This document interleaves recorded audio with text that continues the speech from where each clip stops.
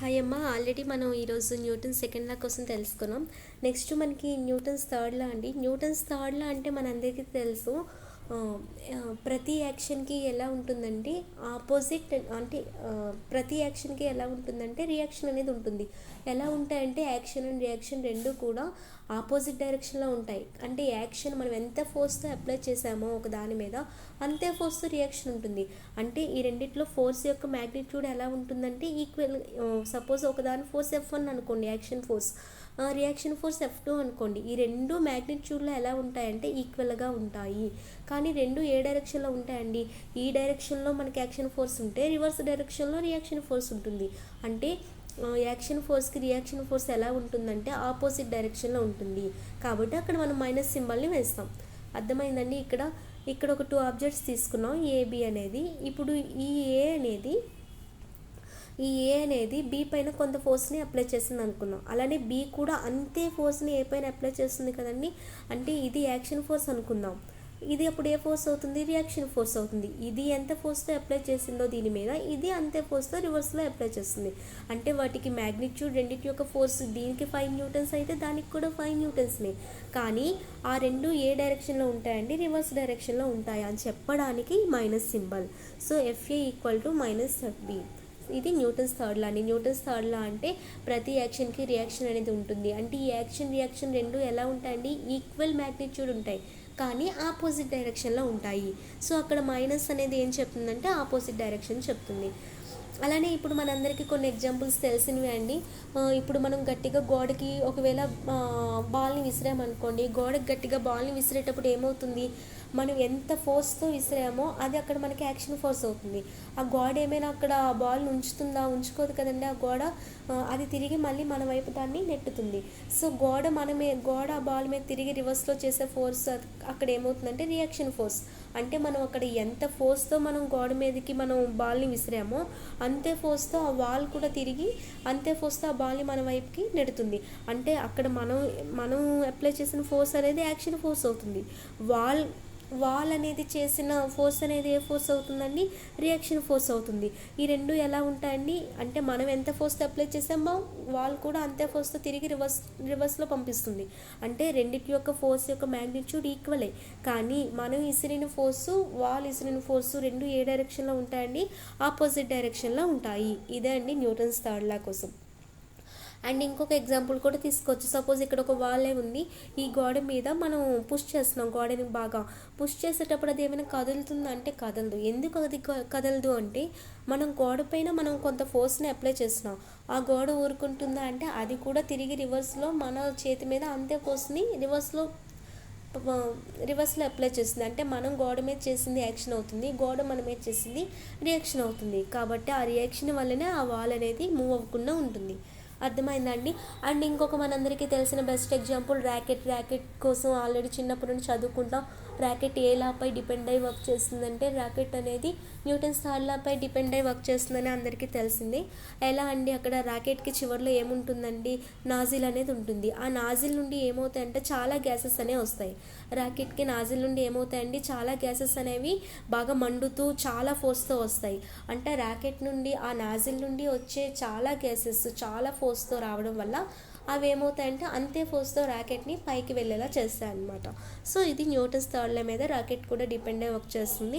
And ఇంకా మనందరికీ తెలుసు, సపోజ్ స్విమ్ చేస్తూ ఉంటాం కదండి. స్విమ్ చేసేటప్పుడు మనం నీటిలో ఏం చేస్తాము? మన హ్యాండ్స్ని ఇలా మనం వెనక్కి మనం నీటిపైన ఫోర్స్ని అప్లై చేస్తాం. మనం స్విమ్ చేసేటప్పుడు మన హ్యాండ్స్తోని నీటిని వెనక్కి తోస్తాం కదండి. ఇలాగే నీటిని వెనక్కి తోసేటప్పుడు ఏమవుతుంది? ఆ నీరు కూడా మన పైన తిరిగి రియాక్షన్ చూపిస్తుంది. రియాక్షన్ చూపించడం వల్లనే మనం ముందుకెళ్తున్నాం. అర్థమైందండి చెప్పేది? ఇప్పుడు ఇక్కడ మనం ఏదో ఒక రివర్లో మనం ఇక్కడ స్విమ్ చేస్తున్నాం. స్విమ్ చేసేటప్పుడు ఏమవుతుందండి? అక్కడ మన చేతులతో మనం వాటర్ని వెనక్కి అంటాం కదండి. వెనక్కి అంటున్నాం అంటే మనం వాటర్ పైన మనం కొంత ఫోర్స్ని అప్లై చేస్తున్నాం, అది యాక్షన్ ఫోర్స్. ఆ వాటర్ ఊరుకుంటుందంటే ఊరుకోదు, అది తిరిగి మన మీద రియాక్షన్ ఫోర్స్ చేసి మనం ముందుకు వెళ్ళేలా చేస్తుంది. అలానే బోట్ కూడా మనందరికీ తెలుసు కదండి. పడవలో వెళ్ళేటప్పుడు కూడా చాలామంది దాన్ని కర్రతో ఇలా వెనక్కి నీరుని అంటూ ఉంటారు. ఆ నీరు పైన ఫోర్స్ అప్లై చేయడం అనేది అక్కడ రియాక్షన్ అయితే బోట్ ముందుకు వెళ్ళడం అనేది అక్కడ ఏమవుతుందండి, రియాక్షన్ ఫోర్స్ అవుతుంది. సో ఇవన్నీ మీరు అబ్జర్వ్ చేశారంటే రెండింటి యొక్క ఫోర్సెస్ యొక్క మ్యాగ్నిట్యూడ్ ఈక్వల్ ఉంటుంది. యాక్షన్కి ఎంత ఫోర్స్ యూజ్ చేసామో రియాక్షన్ కూడా అంతే ఫోర్స్ ఉంటుంది. కానీ అక్కడ బోట్ని మనం సపోజ్ స్విమ్ని ఎగ్జాంపుల్ తీసుకుంటే నీటిని వెనక్కి జరుపుతుంటే అది మనల్ని ముందుకు జరుపుతుంది. అంటే రెండు ఏ డైరెక్షన్లు ఉంటాయండి, రివర్స్ డైరెక్షన్లో ఉంటాయి. అండ్ ఇంకొక ఎగ్జాంపుల్ తీసుకుంటే ఇక్కడ ఒక ఆమె కూర్చొని ఉంది. ఇప్పుడు కూర్చొని ఉంది అంటే అక్కడ రీజన్ ఏంటి అంటే, ఇప్పుడు ఇక్కడ గ్రౌండ్ మీద ఒక చైర్ ఉంది, చైర్ మీద తను కూర్చునేటప్పుడు తను ఏ డైరెక్షన్లో ఫోర్స్ని అక్కడ యాక్షన్ ఫోర్స్ చూపిస్తుంది అంటే డౌన్వర్డ్ డైరెక్షన్లో కదండి. ఈ డౌన్వర్డ్ డైరెక్షన్లోనే కదా మనకి అక్కడ యాక్షన్ ఫోర్స్ ఉంటుంది. అప్పుడు చైర్ ఏం చేస్తుంది, మనం పడిపోకుండా రియాక్షన్ ఫోర్స్ని అంత మ్యాగ్నిట్యూడ్తో పైకి పెడుతుంది, పైకి మనల్ని నెడుతుంది. కాబట్టి మనం కిందకి పడిపోకుండా చైర్లో ఈజీగా కూర్చోగలం. అర్థమైందండి. అంటే ఇక్కడ మనం చైర్ మీద కూర్చోవడానికి రీజన్ ఏంటి అంటే, మనం చైర్ మీద కూర్చునేటప్పుడు డౌన్వర్డ్ డైరెక్షన్లో మనం ఏం ఫోర్స్ అప్లై చేస్తున్నామంటే యాక్షన్ ఫోర్స్ అప్లై చేస్తున్నాం. మనం అక్కడ యాక్షన్ ఫోర్స్ అప్లై చేసేటప్పుడు చైర్ కూడా ఏం చేస్తుందంటే అంతే మ్యాగ్నిట్యూడ్తో రియాక్షన్ ఫోర్స్ అనేది దాని మీద అప్లై చేస్తుంది. అలాంటప్పుడు మనం పడిపోకుండా కాన్స్టెంట్గా కూర్చోగలం. అంటే మనం పడిపోకుండా కుర్చీ మీద కూర్చుంటున్నాం అంటే రీజన్ అక్కడ కూడా న్యూటన్స్ థర్డ్ లానే, అంటే అక్కడ మనం యాక్షన్ ఫోర్స్ చూపిస్తుంటే చైర్ అనేది రియాక్షన్ ఫోర్స్ని చూపిస్తుంది. అలా కాకుండా ఇప్పుడు రియాక్షన్ సపోజ్ తను పడిపోవడానికి రీజన్ ఏంటి అంటే, అక్కడ చైర్ మీద కూర్చునేటప్పుడు అక్కడ మనకి డౌన్వర్డ్ డైరెక్షన్లో ఏముంటుందండి, యాక్షన్ ఫోర్స్ ఉంటుంది కదా. డౌన్వర్డ్ డైరెక్షన్లో యాక్షన్ ఫోర్స్ అనేది ఉంటుంది. అంటే ఇక్కడ ఈ యాక్షన్ ఫోర్స్ అనేది సపోజ్ రియాక్షన్ ఫోర్స్ కన్నా ఎక్కువైంది అనుకున్నాం అంటే, మనం చైర్ మీద చూపించిన ఫోర్స్ అనేది యాక్షన్ ఫోర్స్ కదండి. చైర్ మన మీద చూపించిన ఫోర్స్ అనేది ఏమవుతుంది, రియాక్షన్ ఫోర్స్ అవుతుంది. అంటే ఇక్కడ యాక్షన్ ఫోర్స్ ఎక్కువయ్యి రియాక్షన్ ఫోర్స్ తక్కువైంది అనుకోండి, మీరు పడిపోతారు. అంటే మీరు కుర్చీ మీద వెళ్ళి పడిపోవడానికి రీజన్ ఏంటి అంటే, మీరు కుర్చీ మీద కూర్చునేటప్పుడు డౌన్వర్డ్ డైరెక్షన్లో ఏముంటుంది, యాక్షన్ ఫోర్స్ ఉంటుంది. ఆ యాక్షన్ ఫోర్స్ అనేది ఎక్కువైంది అనుకుందాం. యాక్షన్ ఫోర్స్ ఎక్కువయ్యి అప్పుడు చైర్ ఏం చేస్తుంది, రియాక్షన్ ఫోర్స్ చూపించాలి కదండి. అంటే మనం చూపించిన యాక్షన్ ఫోర్స్ కన్నా రియాక్షన్ ఫోర్స్ కనుక తక్కువగా ఉంటే, బాగా తెలుసుకోండి పాయింట్ని, యాక్షన్ ఫోర్స్ ఎక్కువగా ఉంది, డౌన్వర్డ్ డైరెక్షన్లో యూజ్ చేస్తున్న ఫోర్స్ అనేది ఎక్కువగా ఉంది, అప్వర్డ్ డైరెక్షన్లో ఫోర్స్ అనేది తక్కువగా ఉంది. అలాంటప్పుడు మనం కిందకి పడిపోతాం. అండ్ ఇంకొక ఎగ్జాంపుల్ ఏంటంటే, ఇవన్నీ న్యూటన్స్ థర్డ్ లానే అండి. సపోజ్ ఇప్పుడు ఇక్కడ బర్డ్ ఏమవుతుందండి, ఇక్కడ అది ఎగురుతూ ఉంటుంది. ఎగురుతుండేటప్పుడు దానికి ఇక్కడ వింగ్స్ ఉన్నాయి కదండి. ఆ వింగ్స్తో ఏం చేస్తుందండి, అది ఎయిర్ని కిందకి నెడుతుంది. ఎయిర్ని కిందకి నెడుతుంది అంటే అక్కడ కిందకి డౌన్వర్డ్ డైరెక్షన్లో ఏ ఫోర్స్ ఉంటుందండి, యాక్షన్ ఫోర్స్ ఉంటుంది. అప్పుడు ఎయిర్ ఊరుకుంటుందా అంటే అది అసలు ఊరుకోదు. అదేం చేస్తుందంటే ఇంకా అది రియాక్షన్ ఫోర్స్ని చూపిస్తుంది అప్వర్డ్ డైరెక్షన్లో. అంటే ఎంత మ్యాగ్నిట్యూడ్తో అది కిందకి నెడుతుందో అంత మ్యాగ్నిట్యూడ్తో బర్డ్ అనేది పైకి ఎగిరేలా రియాక్షన్ ఫోర్స్ అనేది ఉంటుంది. అర్థమైందండి. అంటే ఇక్కడ బర్డ్ అనేది ఎగురుతూ ఉంది, దాని యొక్క వింగ్స్తో ఏం చేస్తుందండి, ఎయిర్ని కిందకి నెడుతుంది. ఎయిర్ని కిందకి నెట్టడం అది ఏ ఫోర్స్ అవుతుందండి, యాక్షన్ ఫోర్స్ అవుతుంది. అలా ఎయిర్ని కిందకి నెట్టేటప్పుడు అక్కడ ఏమవుతుంది, రియాక్షన్ ఫోర్స్ అనేది ఎయిర్ అనేది బర్డ్ మీద చూపిస్తుంది. అంటే ఎయిర్ అనేది బర్డ్ని పైకి ఎగిరేలా చేస్తుంది. ఇది అక్కడ యాక్షన్ అండ్ రియాక్షన్ ఫోర్సెస్ కోసం. అండ్ ఇప్పుడు ఇంకొక ఎగ్జాంపుల్ చూడండి. ఇప్పుడు ఇక్కడ సపోజ్ ఇక్కడ గ్రౌండ్ ఉంది, గ్రౌండ్ మీద బాల్ ఏం చేస్తున్నాడు, ఈ అబ్బాయి విసురుతున్నాడు. విసిరేటప్పుడు ఏమవుతుంది, ఇక్కడ వరకు వచ్చి అది ఊరుకుంటుందా, మళ్ళీ తిరిగి పైకి వెళ్తుంది కదండి. అంటే ఇలా వస్తుంది, మళ్ళీ పైకి వెళ్తుంది, మళ్ళీ వస్తుంది, మళ్ళీ పైకి వెళ్తుంది. ఇలా మనం గేమ్స్ చాలా టైమ్స్ ఆడుకునే వాళ్ళం చిన్నప్పుడు. అంటే ఇక్కడ మనకి కిందకి విసిరేటప్పుడు అది ఏ ఫోర్స్ అవుతుందండి, యాక్షన్ ఫోర్స్ అవుతుంది. గ్రౌండ్ ఏం చేస్తుంది, దాన్ని ఇంకా పైకి విసురుతుంది. అప్పుడు అది ఏ ఫోర్స్ అవుతుందండి, రియాక్షన్ ఫోర్స్ అనేది అవుతుంది. సో ఇక్కడ నాకు వచ్చిన డౌట్ ఏంటి అంటే, ఇప్పుడు ఇక్కడ మనం గ్రౌండ్ మీదకి మనం బాల్ని పుష్ చేసేటప్పుడు అది ఏమవుతుంది, అది మళ్ళీ తిరిగి బ్యాక్ వస్తుంది కదండి. ఇక్కడికి వచ్చిన బాల్ ఇక్కడే ఉంటుందా అంటే లేదు, మళ్ళీ పైకి వస్తుంది కదా. అంటే మళ్ళీ అది బ్యాక్ చేస్తుంది కదండి గ్రౌండ్. అంటే ఇక్కడ మనం బాల్లో మనం డిస్ప్లేస్మెంట్ చూస్తున్నాం, బాల్ ఇక్కడ ఉంది, ఇక్కడికి వస్తుంది, మళ్ళీ ఇక్కడికి వస్తుంది. అంటే బాల్లో డిస్ప్లేస్మెంట్ చూస్తున్నాను, కానీ ఇక్కడ గ్రౌండ్ ఎందుకు ఇక్కడ ఉన్నది ఇక్కడికి వెళ్ళదు, ఇక్కడ ఉన్నది ఇక్కడికి రాదు, గ్రౌండ్లో ఎందుకు డిస్ప్లేస్మెంట్స్ రావు, ఇది నా క్వశ్చన్ అండి. ఇంకోసారి చెప్తున్నా చూడండి.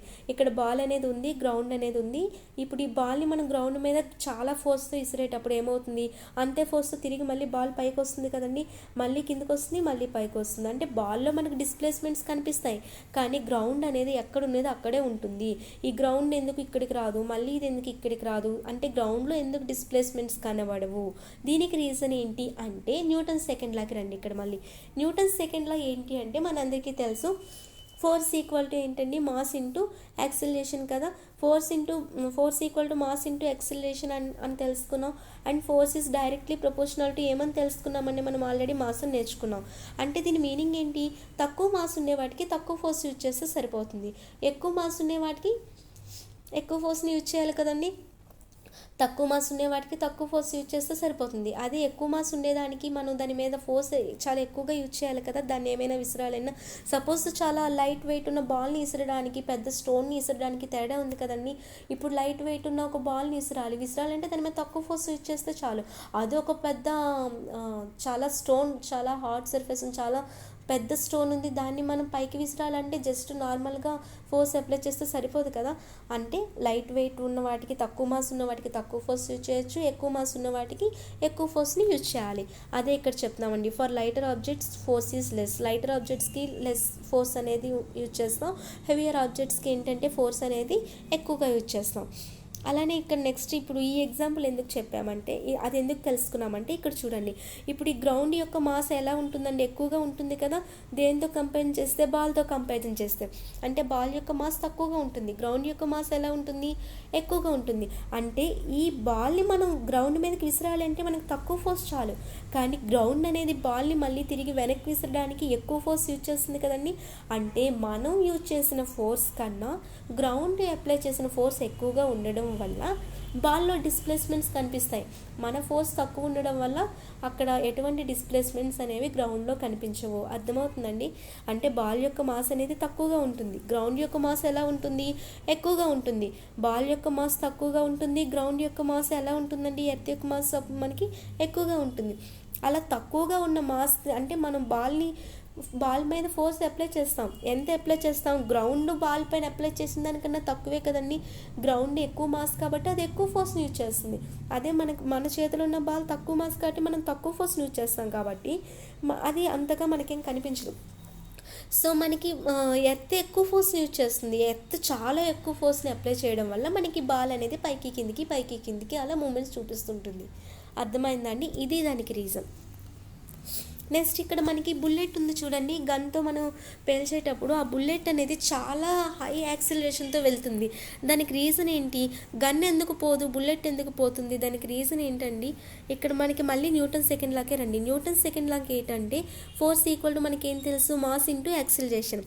అంటే మనకి ఎఫ్ ఈక్వల్ టు ఫార్ములా ఏంటండి, ఎం ఇంటూ ఏ కదా. F equal to M into A. దీని నుండి మనకి ఏ ఈక్వల్ టు ఏం తెలుస్తుంది, ఏ ఈక్వల్ టు ఏం తెలుస్తుంది అంటే మనకి ఎఫ్ బై ఎం కదండి. ఎఫ్ ఈక్వల్ టు ఎంఏ అయినప్పుడు మనకి ఏ ఈక్వల్ టు ఏమవుతుందండి, ఈ ఎం ఇటు వస్తే ఏ ఈక్వల్ టు ఎఫ్ బై ఎం కదా. అంటే దీన్ని బట్టి మనకి యాక్సిలరేషన్ అనేది మాస్కి ఎలా ఉంటుందండి, ఇన్వర్స్లీ ప్రపోర్షనల్గా ఉంటుంది. ఇక్కడ యాక్సిలరేషన్ అనేది మాస్కి ఎలా ఉంటుందంటే మనకి ఇన్వర్స్లీ ప్రపోర్షనల్గా ఉంటుంది. అంటే మనకి ఇక్కడ తక్కువ మాస్ ఉంటే యాక్సిలరేషన్ ఎలా ఉండాలంటే ఎక్కువగా ఉండాలి. అదే మనకి మాస్ ఇక్కడ ఎక్కువగా ఉంటే యాక్సిలరేషన్ అనేది తక్కువగా ఉండాలి. సో ఇది ఇక్కడ మనకి న్యూటన్ సెకండ్ లాని ఎందుకు తీసుకొచ్చామంటే ఇప్పుడు ఇక్కడ చూసుకుంటే ఇక్కడ మనకి బుల్లెట్ ఉంది కదండి. ఈ బుల్లెట్ ఉండేటప్పుడు బుల్లెట్కి ఏమవుతుంది, మనకి మాస్ అనేది తక్కువగా ఉంటుంది వెన్ కంపేర్డ్ విత్ గన్ కదా. గన్కి మాస్ ఎలా ఉంటుందంటే ఎక్కువగా ఉంటుంది, అదే బుల్లెట్కి మాస్ ఎలా ఉంటుంది, తక్కువగా ఉంటుంది. తక్కువ మాస్ ఉండేటప్పుడు ఏమని తెలుసుకున్నామండి, హై యాక్సిలరేషన్ అని. ఎక్కువ మాస్ ఉంటే ఏంటండి, లో యాక్సిలరేషన్ అని. సో ఇక్కడ మాస్ ఆఫ్ బుల్లెట్ యొక్క మాస్ తక్కువగా ఉండడం వల్ల అది హై యాక్సిలరేషన్తో వెళ్తుంది. ఇదండి న్యూటన్స్ థర్డ్ లా. సో ఇప్పుడు మనం సమ్మరీ చూసుకుంటే ఇక్కడ for every action there is an equal and opposite reaction. అంతే కదండి, ప్రతి యాక్షన్కి ఎలా ఉంటుందండి, రియాక్షన్ అనేది ఈక్వల్గా ఉంటుంది and at the same time ఎలా ఉంటుందంటే ఆపోజిట్ డైరెక్షన్లో ఉంటుంది. అండ్ సెకండ్ పాయింట్ ఏంటి, action and reaction forces are equal in magnitude. Already చెప్పాను కదండి, యాక్షన్ ఫోర్స్ ఎంత ఉంటుందో రియాక్షన్ ఫోర్స్ కూడా అంతే ఉంటుంది, కానీ ఏ డైరెక్షన్లో ఉంటుందంటే ఆపోజిట్ డైరెక్షన్లో ఉంటుంది. నెక్స్ట్ ఫైనల్గా third one, Newton second law of motion నుండి మనం తెలుసుకుంది force is directly proportional to M and acceleration is inversely proportional to mass కదండి. ఇవే ఇక్కడ acceleration is inversely proportional to 1/మాస్. ఇదండి ఇక్కడతో ఈ లెసన్ చాలా వరకు అయిపోయింది. Last topic conservation of momentum ఉంది. అది మీకు మ్యాక్సిమం నైట్ ట్రై చేస్తా, లేదంటే రేపటికంతా కంప్లీట్ అవుతుంది. అంతవరకు బాయ్ బాయ్, టేక్